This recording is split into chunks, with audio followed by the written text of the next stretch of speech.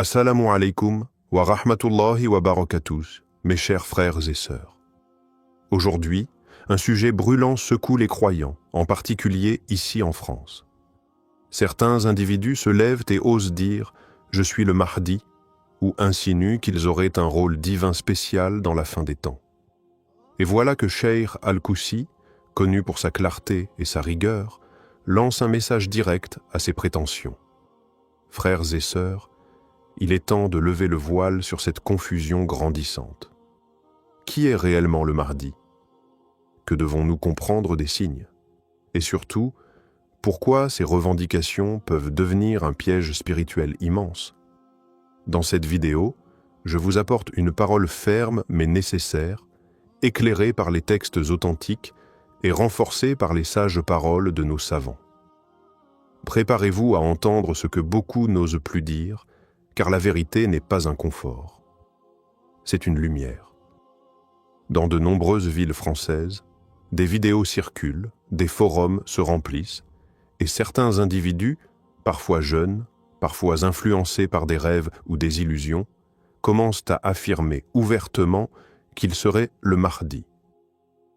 D'autres n'osent pas le dire frontalement, mais laissent entendre qu'ils détiennent une mission messianique ou un savoir caché destiné à sauver la Oumma. Ces paroles trouvent un écho chez certains frères et sœurs perdus, en quête de repères ou bouleversés par les événements mondiaux. Mais cette vague de prétention n'est pas nouvelle.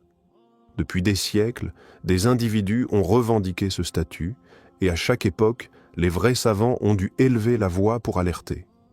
Aujourd'hui, en France, cette réalité s'intensifie, alimentée par les réseaux sociaux, le besoin d'appartenance et parfois une forme de détresse psychologique non traitée. Le problème ne se limite pas à l'illusion d'une seule personne. Ce sont des groupes entiers qui commencent à se structurer autour de ces figures autoproclamées. Des discours ésotériques se diffusent, mélangeant vérité et mensonge, religion et manipulation. Et pour les musulmans sincères mais peu formés, il devient difficile de faire la part des choses. Frères et sœurs, ces situations ne sont pas à prendre à la légère. Car derrière cette multiplication de Mahdi autoproclamés se cache une épreuve de taille, celle de la fitna, de la division et de la déviation. Frères et sœurs, face à toutes ces confusions, il est impératif de revenir aux sources claires de l'islam. Le Mahdi n'est pas un concept vague ou mystérieux. Il a été décrit avec précision par notre prophète Mohammed, paix et bénédiction d'Allah sur lui, dans plusieurs hadiths authentiques. Le Mahdi sera un homme parmi les descendants du prophète, issu de la lignée de Fatima, la fille du messager d'Allah. Son nom sera Muhammad, fils d'Abdullah. Il ne sera ni un homme qui se proclame lui-même, ni une personne qui cherche le pouvoir. Au contraire, il fuira les responsabilités jusqu'à ce qu'on l'y contraigne, selon les récits prophétiques. Il viendra à une époque de troubles profonds, de guerre et d'oppression. Il ne surgira pas sur les réseaux sociaux, ni au travers de slogans mystérieux. Sa reconnaissance sera collective et authentique, appuyée par des signes clairs et irréfutables. Il établira la justice sur terre après que l'injustice l'aura envahi. Il ne se distinguera pas par ses propres paroles, mais par la force d'Allah et le soutien que lui accorderont les vrais croyants. Il n'aura pas besoin de prouver son rôle, car les événements divins le confirmeront. Il est donc impensable de voir un homme sans aucune science, sans ascendance claire, sans signe prophétique visible, se lever dans une ville de France ou d'ailleurs et dire « c'est moi ». Cela va à l'encontre de tout ce qu'ont transmis les compagnons, les savants et les générations successives. Le Mahdi n'aura rien d'un charlatan ou d'un opportuniste. Il sera un serviteur humble, un chef guidé, reconnu par les pieux et soutenu par le décret d'Allah, non par ses propres affirmations. Le Cheikh Al-Koussi, connu pour sa franchise et son engagement envers la vérité, a récemment pris la parole avec une fermeté remarquable. Face à la multiplication de discours ésotériques et de prétentions autour du Mahdi, il a lancé un message direct, sans ambiguïté. Le Mahdi n'est pas toi. Cette phrase, courte mais puissante, s'adresse à tous ceux qui, de près ou de loin, nourrissent l'idée qu'il pourrait être ce personnage attendu. Ce message est aussi une piqûre de rappel à toute la communauté. Le Mahdi n'est pas un rôle que l'on s'attribue. C'est un décret divin, une mission lourde confiée par Allah, et non un rêve de grandeur spirituelle ou une fuite des responsabilités humaines. Le cheikh a mis en garde contre ces prétentions dangereuses qui, sous des apparences de piété ou de révélation personnelle, conduisent à la division, à l'orgueil spirituel, voire à la perte totale. Il a rappelé que les signes de la fin des temps doivent être pris avec sérieux, prudence et humilité. Ce n'est pas un jeu d'interprétation personnelle, ni une compétition entre celui qui aurait reçu un rêve, une vision ou une intuition particulière.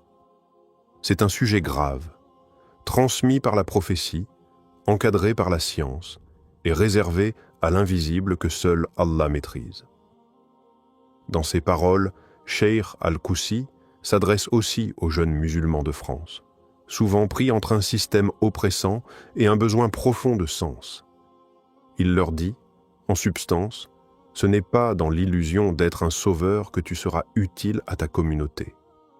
C'est dans l'effort sincère, dans la droiture, dans l'adoration authentique et dans la patience.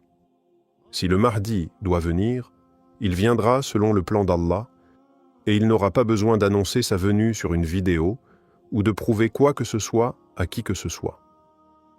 Enfin, le cheikh appelle à revenir à la science traditionnelle, aux savants enracinés, à la sagesse prophétique. Il nous dit « Méfiez-vous de ceux qui ne citent ni les sources claires, ni les savants reconnus.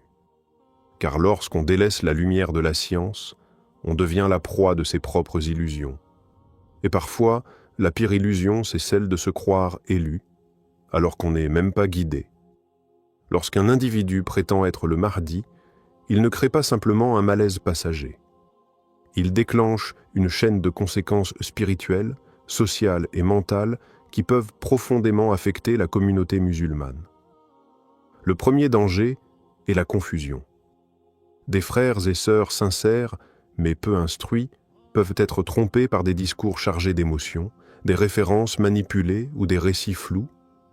Ils voient dans ces personnages une lumière, une solution ou même une mission, et ils s'engagent, pensant servir Allah, alors qu'ils sont en train de s'éloigner des bases mêmes de la foi authentique.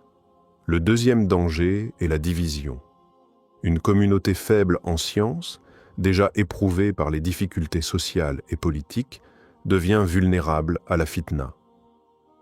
Des groupes se forment autour de ces prétendus guides, des tensions émergent entre les croyants, et au lieu de s'unir autour du Coran, de la Sunna et des savants, certains se rassemblent autour d'un homme, d'un récit ou d'une prétendue mission céleste.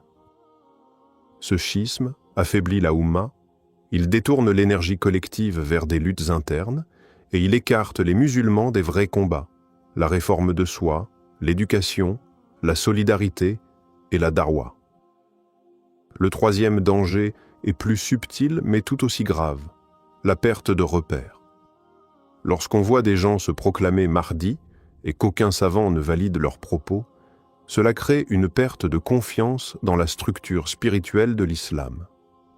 Certains jeunes en viennent à rejeter les institutions religieuses, à mépriser les savants, à croire qu'ils doivent eux-mêmes recevoir leur propre révélation.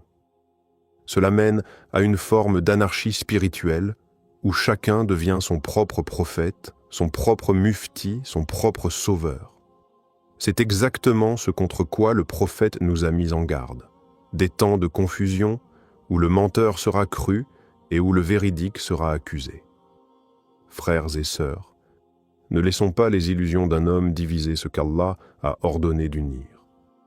Le vrai Mahdi ne semera jamais la fitna. Il sera unificateur, humble et guidé par la lumière divine, pas par l'ego. Face à ces prétentions et à la confusion qui règne autour du personnage du Mahdi, il est essentiel de savoir comment réagir, et cela passe par un retour à la base de notre foi. Le croyant doit se recentrer sur les enseignements clairs du Coran et de la Sunna. La première attitude à adopter est la prudence. Il ne faut jamais se laisser emporter par les apparences, par des discours séduisants ou des prétentions mystiques. Le Mahdi viendra lorsque les signes annoncés par le prophète se seront manifestés, mais il ne viendra pas en se proclamant à l'avance.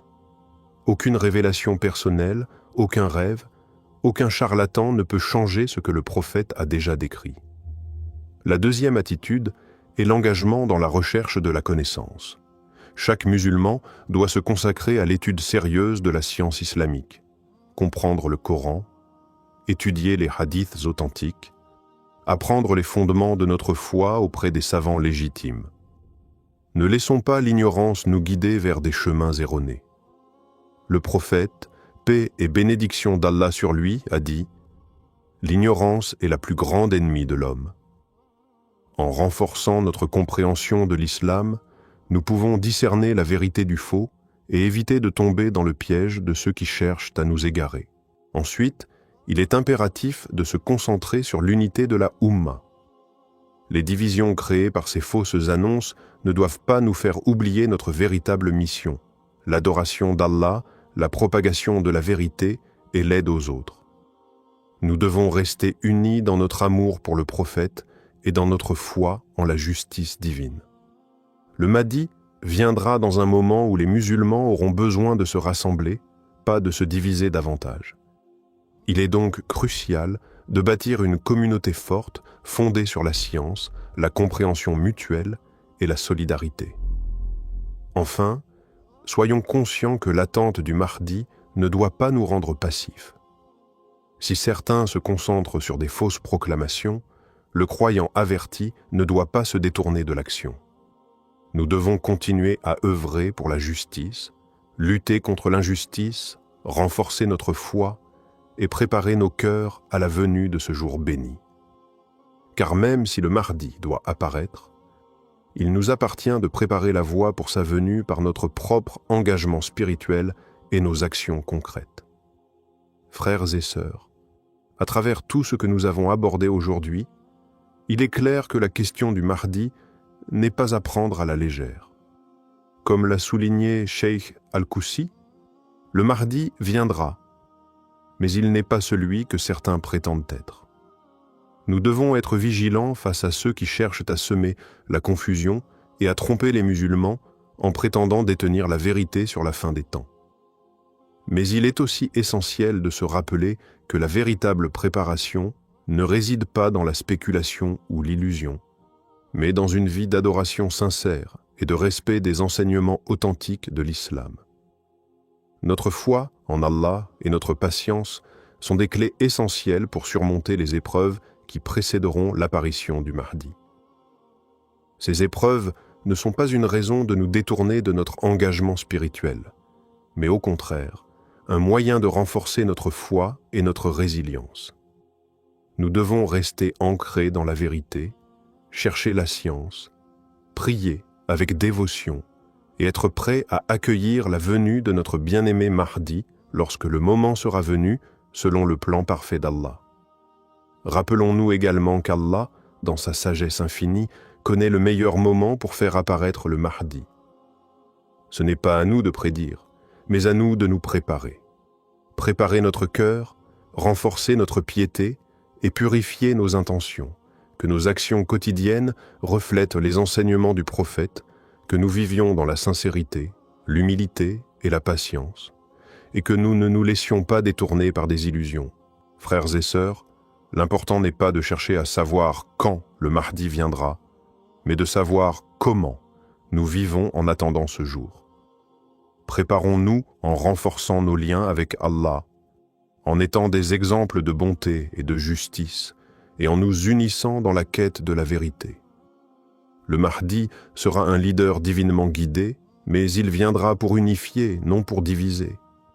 Soyons unis dans notre foi et notre espoir en la miséricorde d'Allah. Qu'Allah nous protège de l'égarement et nous accorde la sagesse et la patience pour naviguer dans les épreuves de ces temps. Qu'il nous guide vers la vérité, qu'il nous accorde de voir les signes clairement et de rester fermes dans notre foi. Assalamu alaykum wa rahmatullahi wa barakatuh.